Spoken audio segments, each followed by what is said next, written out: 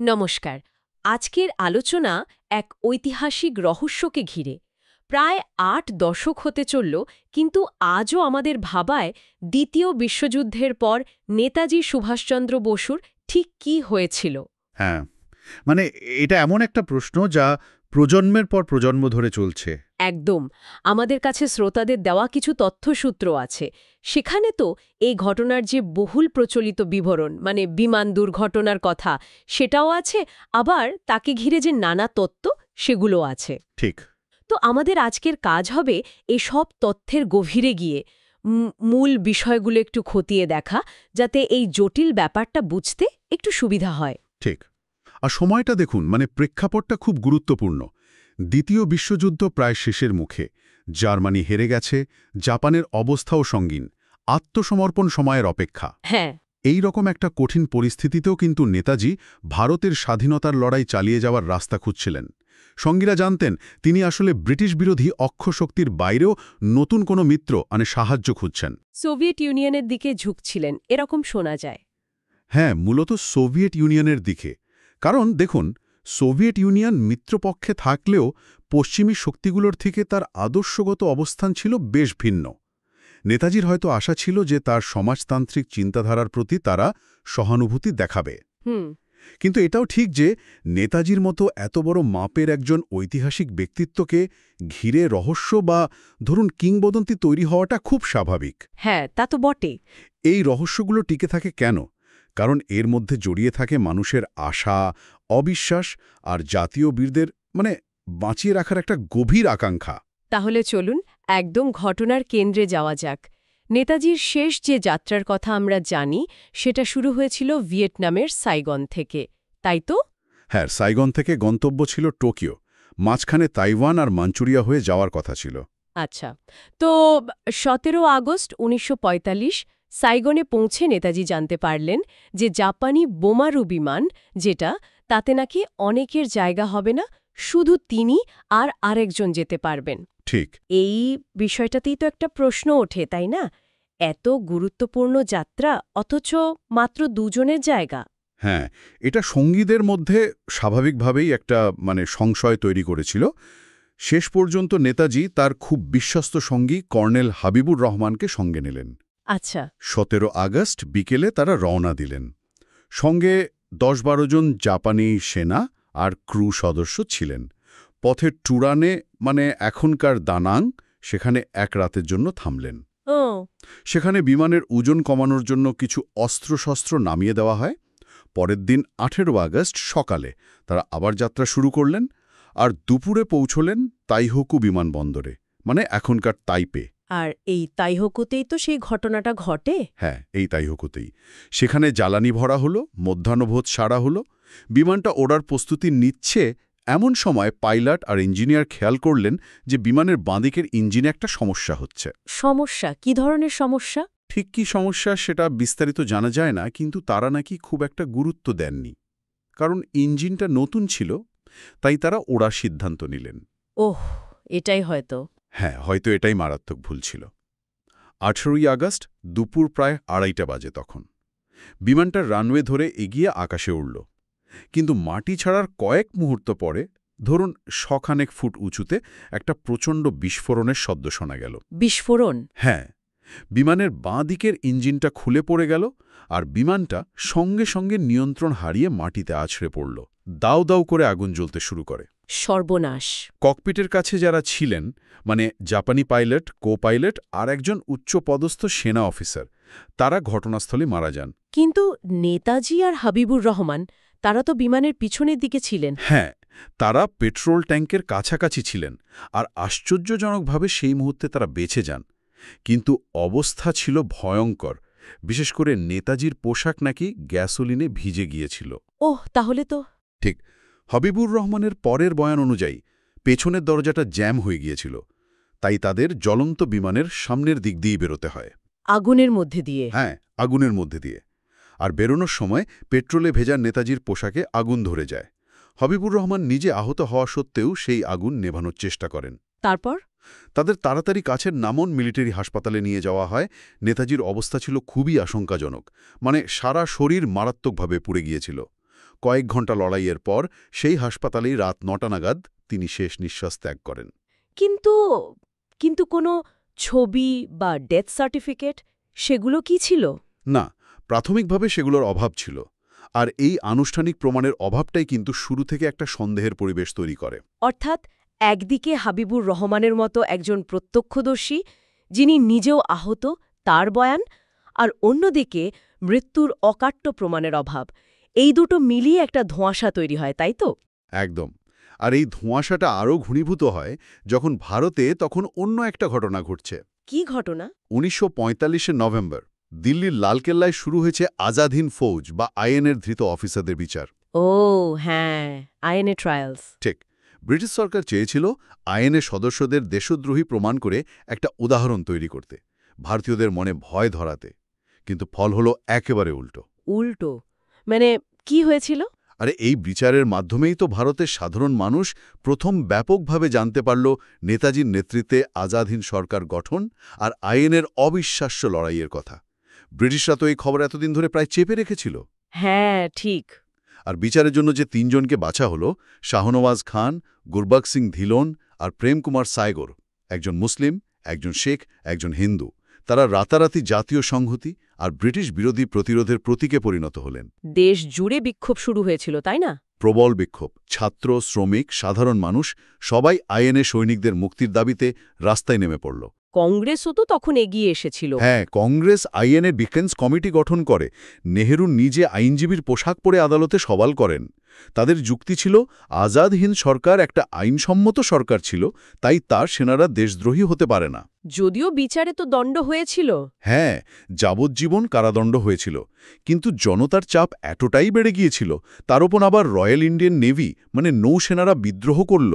পরিস্থিতি হাতের বাইরে চলে যাচ্ছে দেখে ব্রিটিশ সরকার শেষ পর্যন্ত বাধ্য হয়ে তিনজনের দণ্ড মকুফ করে তাদের মুক্তি দেয়। তার মানে এই বিচার নেতাজিকে একটা অন্য মাত্রায় পৌঁছে দিল। একেবারে। এই বিচার আর তার ফলস্বরূপ জনজাগরণ নেতাজিকে জনমানসে এক প্রায় অতি মানবীয় মানে লেজেন্ডারি ফিগারে পরিণত করল। যিনি বারবার ব্রিটিশদের চোখে ধুলো দিয়ে ছদ্মবেশে পালিয়েছেন, তার মৃত্যু কিনা একটা সাধারণ বিমান দুর্ঘটনায়, এই ধারণাটাই অনেকের কাছে অবিশ্বাস্য, এমনকি অপমানজনক মনে হতে লাগল। যেন এটা হতেই পারে না। ঠিক। এই যে মনস্তাত্ত্বিক জমিটা তৈরি হলো, এখানেই কিন্তু বিকল্প তত্ত্বগুলোর বীজ পোতা হলো। এইখানেই ব্যাপারটা বেশ ইন্টারেস্টিং হয়ে ওঠে। এই অবিশ্বাস থেকেই তাহলে জন্ম নিল বিভিন্ন কনস্পিরেসি থিওরি। শোনা যায় গান্ধীজিও নাকি প্রথমে খবরটা বিশ্বাস করতে চাননি। হ্যাঁ, একদম শুরুতে তিনিও সন্দিহান ছিলেন। পরে অবশ্য হাবিবুর রহমানের সঙ্গে নিজে কথা বলে ঘটনাটা মেনে নেন। কিন্তু সাধারণ মানুষের মনে সন্দেহটা থেকেই গেল। ওই যে বললাম, পোক্ত প্রমাণের অভাব, বিশেষ করে মৃত্যুর কোনো ছবি বা স্বীকৃত ডেথ সার্টিফিকেটের অনুপস্থিতি এই সন্দেহকে আরও উস্কে দিল। ঠিক। আর এর থেকেই বেশ কয়েকটা বিকল্প তত্ত্ব উঠে এলো। কি কি তত্ত্ব? মানে সবচেয়ে বেশি আলোচিত কোনগুলো? মূলত তিনটে তত্ত্ব খুব চালু আছে। প্রথমটা হলো সোভিয়েত ইউনিয়ন তত্ত্ব। আচ্ছা। এই তত্ত্ব অনুযায়ী নেতাজি বিমান দুর্ঘটনায় মারা যাননি, বরং তিনি তার পরিকল্পনা মতোই সোভিয়েত ইউনিয়নে পৌঁছেছিলেন। কিন্তু সেখানে স্ট্যালিনের সরকার তাকে হয়তো গুপ্তচর ভেবে বা অন্য কোনো রাজনৈতিক কারণে বন্দি করে সাইবেরিয়ার গুলাগ ক্যাম্পে পাঠিয়ে দেয়, আর সেখানেই তার মৃত্যু হয়। কেউ কেউ তো আরও বলেন যে রাশিয়া নাকি পরে নেহেরু বা ইন্দিরা গান্ধীকে ব্ল্যাকমেল করার জন্য নেতাজিকে ব্যবহার করার হুমকি দিয়েছিল। হ্যাঁ, এরকম কথাও শোনা যায়, তবে এর কোনো জোরালো প্রমাণ কিন্তু মেলেনি। বরং এর কিছু দুর্বলতাও আছে। যেমন ধরুন, নেতাজি তো নেহেরুকে যথেষ্ট শ্রদ্ধা করতেন। আজাদ হিন্দ ফৌজে নেহেরু ব্রিগেড তৈরি করেছিলেন। হ্যাঁ। তাই তাকে নেহেরুর বিরুদ্ধে ব্যবহার করার ধারণাটা খুব একটা বিশ্বাসযোগ্য মনে হয় না। রাশিয়াও কখনো সরকারিভাবে এই বিষয়ে কিছু জানায়নি। আচ্ছা, আর অন্য তত্ত্বগুলো? দ্বিতীয়টা হলো শাওলমারি বাবা তত্ত্ব। ৬০-এর দশকে উত্তরবঙ্গে জলপাইগুড়ির কাছে শাওলমারি আশ্রমে একজন সাধু শ্রীমৎ শারদানন্দজি খুব জনপ্রিয় হন। তার কিছু ভক্ত প্রচার করতে শুরু করে যে তিনিই আসলে ছদ্মবেশী নেতাজি। তাই নাকি? হ্যাঁ, গুজব এতটাই ছড়িয়েছিল যে শেষ পর্যন্ত ওই সাধুকে নিজে বিবৃতি দিয়ে বলতে হয় যে তিনি নেতাজি নন। কিন্তু তাতেও কি জল্পনা পুরোপুরি থামে? না। আর তৃতীয়টা, যেটা সম্ভবত সবচেয়ে বিখ্যাত, সেটা হলো গুমনামি বাবা তত্ত্ব। এটা সবচেয়ে দীর্ঘস্থায়ী আর সবচেয়ে রহস্যময়। এর মূল কথা হলো নেতাজি নাকি গোপনে ভারতে ফিরে এসেছিলেন আর উত্তরপ্রদেশের ফৈজাবাদ বা অযোধ্যার আশেপাশে গুমনামি বাবা নামে এক সাধু হিসেবে অনেক বছর ছিলেন। আর বলা হয় তিনি নাকি নানা আন্তর্জাতিক ঘটনায় যুক্ত ছিলেন, কোরিয়া যুদ্ধ, ভারত-চীন যুদ্ধ। হ্যাঁ হ্যাঁ, এমনকি বাংলাদেশের মুক্তিযুদ্ধেও নাকি নেপথ্যে থেকে ভূমিকা রেখেছিলেন। ১৯৮৫ সালে এই গুমনামি বাবার মৃত্যুর পর তত্ত্বটা আরও জোর পায়, বিশেষ করে স্থানীয় একটা খবরের কাগজের রিপোর্টের পর। কিন্তু এর কি কোনো প্রমাণ আছে, মানে সলিড কিছু? সেরকম অকাট্য প্রমাণ কিছু মেলেনি। সাংবাদিক শীতলা সিং বা আইএনের প্রাক্তন ইন্টেলিজেন্স অফিসার পবিত্রমোহন রায়ের মতো ব্যক্তিরা যারা নেতাজিকে চিনতেন বা তার খোঁজ রাখতেন, তারা কিন্তু এই তথ্য মানেননি। পবিত্রমোহন রায় তো নিজেই অনেক সাধুর কাছে গেছিলেন। হ্যাঁ, কিন্তু কাউকেই নেতাজি বলে শনাক্ত করতে পারেননি। গুমনামি বাবার ঘর থেকে অনেক জিনিসপত্র পাওয়া গিয়েছিল বটে, সেগুলো নিয়েও অনেক তদন্ত হয়েছে, কিন্তু সেগুলো কোনো নিশ্চিত প্রমাণ দিতে পারেনি। এতগুলো পরস্পর বিরোধী তথ্য, এত জল্পনা, স্বাভাবিকভাবে প্রশ্ন ওঠে, সরকার কি কিছু করেনি? কোনো তদন্ত হয়নি? হ্যাঁ, হয়েছে তো, একাধিকবার হয়েছে। সময়ের সাথে সাথে একাধিক সরকারি তদন্ত কমিশন বসেছে এই রহস্য সমাধানের জন্য। প্রথমটা তো ব্রিটিশ আমলেই। হ্যাঁ, প্রায় সঙ্গে সঙ্গেই ১৯৪৬ সালে ব্রিটিশ সরকারের নির্দেশে লর্ড মাউন্টব্যাটেন কর্নেল জন ফিগেসকে তদন্ত করতে বলেন। তার রিপোর্ট, মানে ফিগেস রিপোর্ট, ৪টি বিষয় নিশ্চিত করে। ১. ১৮ আগস্ট ১৯৪৫ সালে তাইহুকুতে বিমান দুর্ঘটনা হয়েছিল। ২. নেতাজি ওই বিমানে ছিলেন। ৩. তিনি সেদিনই হাসপাতালে মারা যান। আর ৪. তাকে তাইহুকুতেই দাহ করা হয় এবং তার চিতাভস্ম টোকিওতে পাঠানো হয়। এই রিপোর্টের ভিত্তি কি ছিল? মূলত জাপানি ডাক্তার সুরুতার সাক্ষ্য। আচ্ছা, তারপর স্বাধীন ভারত সরকারও তো তদন্ত করে।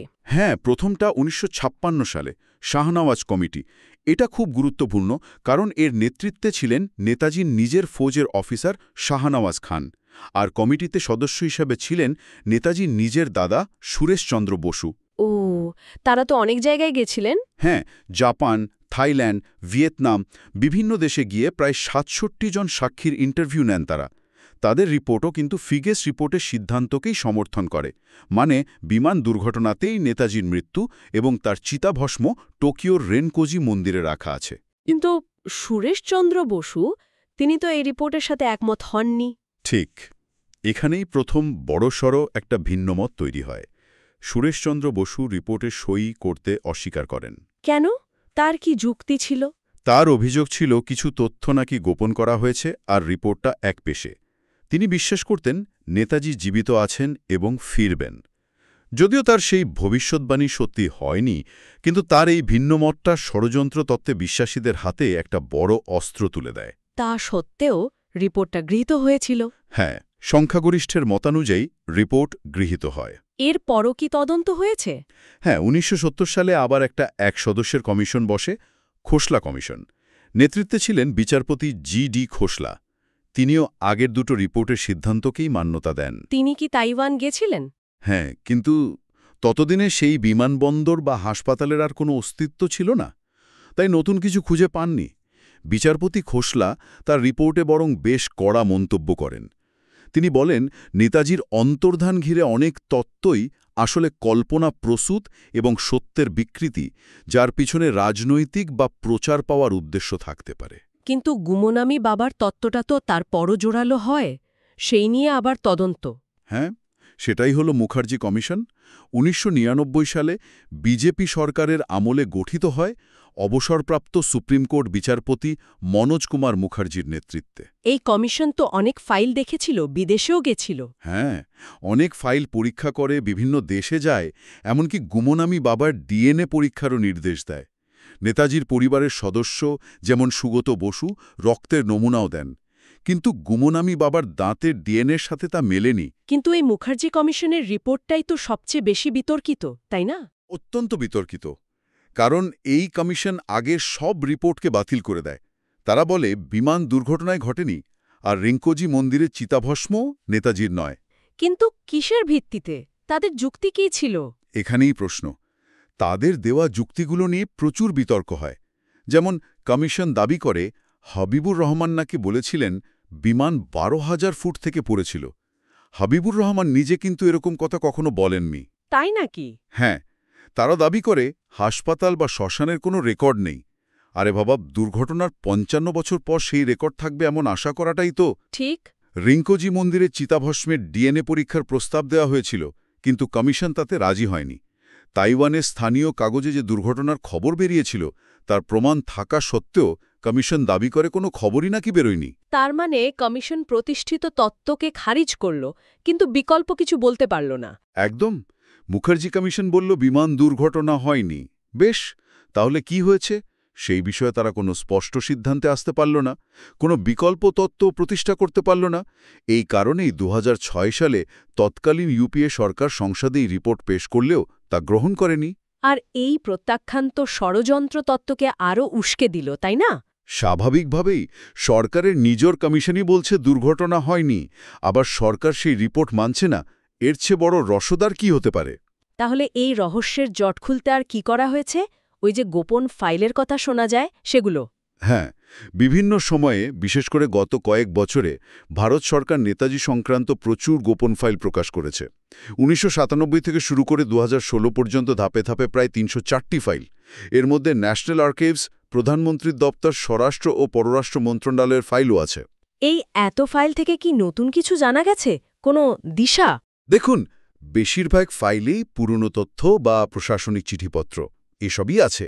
তবে 2016 সালে প্রকাশিত ফাইলগুলোর মধ্যে একটা রিপোর্ট বেশ ইন্টারেস্টিং। কোনটা? সেটা ছিল ইন্ডিয়ান ইন্ডিপেন্ডেন্স লীগ বা IIL এর নিজস্ব একটা তদন্ত রিপোর্ট, 1953 সালে তৈরি। আশ্চর্যের বিষয় হল এই রিপোর্টটাও কিন্তু বলছে যে বিমান দুর্ঘটনাতেই নেতাজির মৃত্যু হয়েছিল। ও, তবে তারা একটা সম্ভাবনার দিকে ইঙ্গিত করেছে যে এই দুর্ঘটনাটা হয়তো নিছক যান্ত্রিক ত্রুটি ছিল না, এর পিছনে জাপানেরই কোনো গোষ্ঠীর ষড়যন্ত্র থাকতে পারে। ষড়যন্ত্র?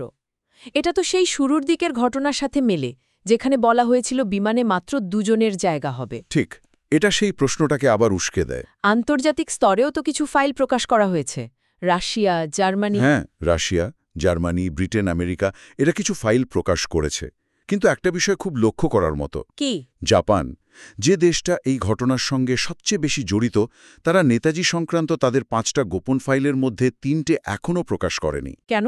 কোনো কারণ দেখিয়েছে? কোনো স্পষ্ট কারণ দেখায়নি। এবার দেখুন, এটা হয়তো নিছকই আমলাতান্ত্রিক জটিলতা হতে পারে, আবার নাও হতে পারে। এটা কিন্তু ষড়যন্ত্রের অকাট্য প্রমাণ নয়, কিন্তু এই অপ্রকাশিত ফাইলগুলো অবশ্যই একটা প্রশ্নচিহ্ন রেখে যায়। তাহলে এতগুলো তদন্ত, এত ফাইল প্রকাশ, এত সাক্ষ্য, এরপর আমরা কোথায় এসে দাঁড়ালাম? মানে এই বিপুল তথ্যের নির্যাসটা কি? যদি আমরা সব প্রমাণ, সব সাক্ষ্য, রিপোর্ট, ফাইল এগুলোকে নিরপেক্ষভাবে দেখি, তাহলে কিন্তু পাল্লাটা বিমান দুর্ঘটনায় মৃত্যুর দিকেই অনেক ভারী।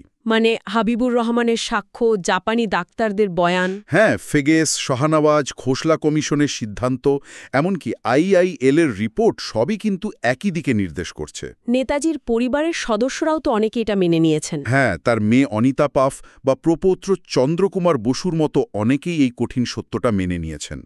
তারা মনে করেন এই সব ষড়যন্ত্র তত্ত্ব বরং নেতাজির স্মৃতির প্রতি অসম্মানজনক। কিন্তু তবুও তো রহস্যটা পুরোপুরি কাটছে না কেন? গাঁটছে না, তার কারণগুলো আমরা আলোচনা করলাম।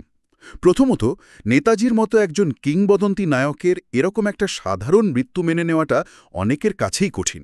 দ্বিতীয়ত, ঘটনার পরপরই ওই অকাট্য প্রমাণের অভাব। হ্যাঁ, ছবি বা সার্টিফিকেটের অভাব। তৃতীয়ত, সুরেশচন্দ্র বসু বা মুখার্জি কমিশনের মতো কিছু ভিন্ন মত, যা সন্দেহের বীজটাকে বাঁচিয়ে রাখে।